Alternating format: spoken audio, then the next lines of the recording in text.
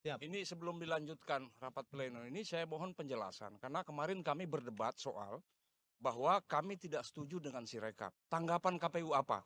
Bagi kami Sirekap, informasi ya, informasi itu ada 4 fungsi. Fungsi sebagai informasi itu sendiri, Ya. sebagai sarana advokasi. Ya. Kalau informasi salah digunakan advokasi, bisa jadi masalah. Siap. Sirekap itu. Yang kedua, informasi sebagai sarana pendidikan. Jangan sampai KPU menyampaikan informasi pendidikan yang di ini itu ditafsirkan oleh pemilih itu menjadi informasi yang nggak benar, keliru. Siap. Itu yang perlu di ini. Terutama fungsi advokasi, pembelaan diri. Kalau informasi itu salah, bisa salah semua. Nah, informasi publik yang diterima oleh publik di website yang namanya Sirekap, info pemilu macam-macam. Kalau orang terima sebagai informasi publik, itu sah dia menafsirkan. Hak dia untuk menafsirkan macam-macam. Menggunakan macam-macam, kita tidak bisa larang. Oleh karena itu di sini, kita tidak mau menggunakan informasi di publik itu informasi yang namanya KW2. Jadi harus kualitas yang nomor 1 begitu. Ini yang kami minta tanggapan, apakah setuju? Apakah itu apa tanggapan KPU terhadap permintaan kami? Kami kan minta Sirekap ini ditutup. Karena ada banyak masalah yang terjadi di daerah, direkap ini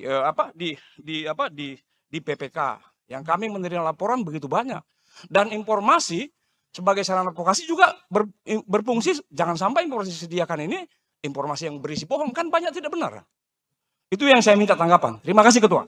Sebagaimana kemarin telah kita lakukan, pelaksanaan rapat pleno terbuka rekapitulasi hasil penghitungan perolehan suara luar negeri ini tidak menggunakan Sirekap. Saya persilakan, Mas. Baik, siap. Izin Ketua.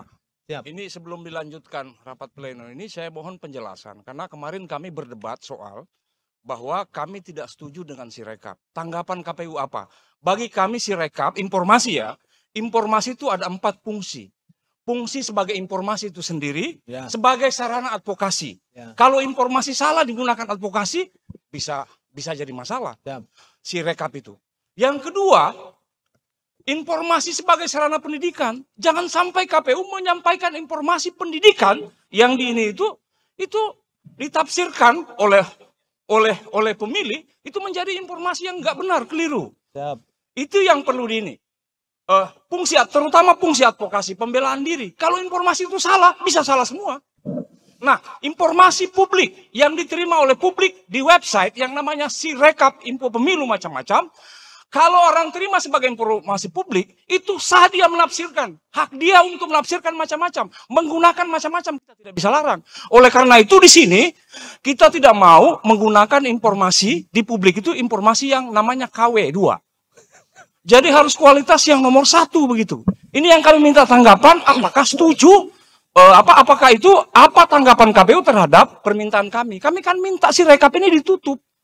Karena ada banyak masalah yang terjadi di daerah, direkap ini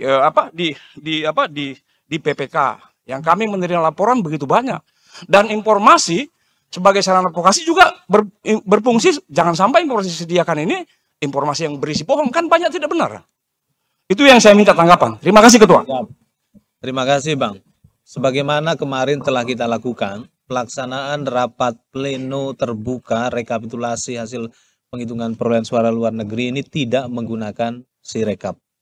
Ya, kemarin kan tidak sama sekali Sirekap ditampilkan, jadi kita tetap menggunakan sebagaimana dokumen yang ada di PPLN. Jadi kita menggunakan rekap secara manual dan hal ini juga sudah kami sampaikan ke media. Oke, dapat kita lanjut Bang ya.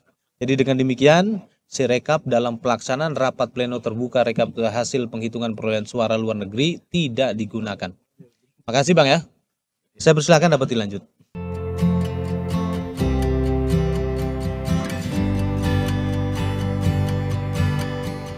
Gelar Jenderal Kehormatan Bintang 4 yang diberikan Presiden Jokowi untuk Prabowo dinilai ilegal, sebab menurut Direktur Eksekutif Setara Institut Halili Hasan, pangkat tersebut hanya berlaku untuk TNI aktif, sementara Prabowo sendiri merupakan purnawirawan. Dilansir dari Kompas.com, hal itu diungkapkan Halili dalam siaran persnya pada Rabu 28 Februari. Halili mengatakan Undang-Undang Nomor 34 Tahun 2004 tentang TNI tidak mengenal bintang kehormatan sebagai pangkat kemiliteran. Pasalnya, bintang sebagai pangkat militer untuk perwira tinggi hanya berlaku untuk TNI aktif. Halili juga menyebut pemberian gelar kehormatan Jenderal Bintang 4 ke Prabowo merupakan bentuk penghinaan. Selain itu, pemberian gelar ini dinilai merendahkan korban serta para pembela hak asasi manusia atau HAM, terutama yang terlibat tragedi penculikan aktivis tahun 1997 hingga tahun 1998. Sebab menurut lembaga ad hoc kemiliteran resmi yang dibentuk oleh negara bernama Dewan Kehormatan Perwira atau DKP, Prabowo terbukti terlibat kasus penculikan aktivis.